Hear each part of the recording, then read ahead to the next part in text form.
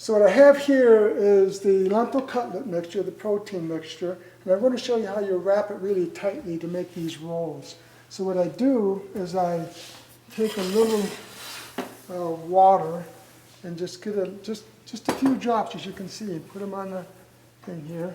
Then I take a piece of plastic wrap. Now if you don't have stainless steel, you can do this on wood, or you can just use the board itself. But what this does is it causes the plastic to stick, so it's harder to pull apart. It doesn't pull off the table. It's almost like a glue, temporary glue, of course. Then I take this and I wrap it. And as I'm wrapping it, I'm squeezing it tight. What that does is that squeezes all the air out. It's like making a bread dough. When you knock the dough, you knead the air out. What you're trying to do is knead the air out of this. So when you do it this way, what you end up with is this. It's the same thing. So when you go to slice it, you can see how clean it slices. Now, what you can do with this is you can make the sliders, or you can also take it and cut it in an angle and make cutlets with it. Now you can make 4-ounce cutlets, 2-ounce cutlets, 1-ounce cutlet. I usually go for like 1.5, about 2.5 to 3.5 ounces.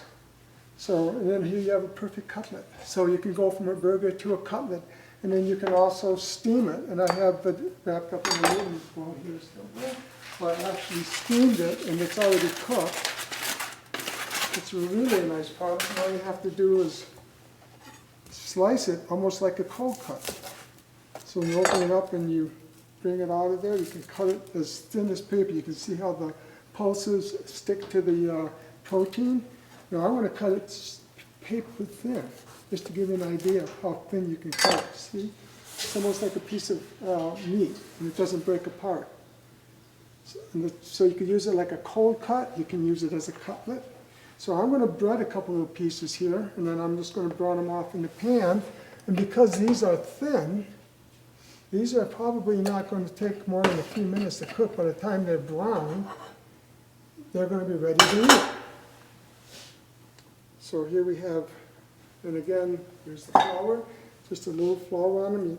The protein itself has a binding quality, so you don't have to use like eggs, like a lot of traditional breading calls for eggs. If these kind of breadings, you don't need eggs. You just brown them off and serve them. So I'm putting them in there. The fire is about a medium heat. By the time this caramelizes on both sides, they will be ready to eat. Again, these are all speed scratch mixes. They're designed to make cooking easy, innovative, and inexpensive.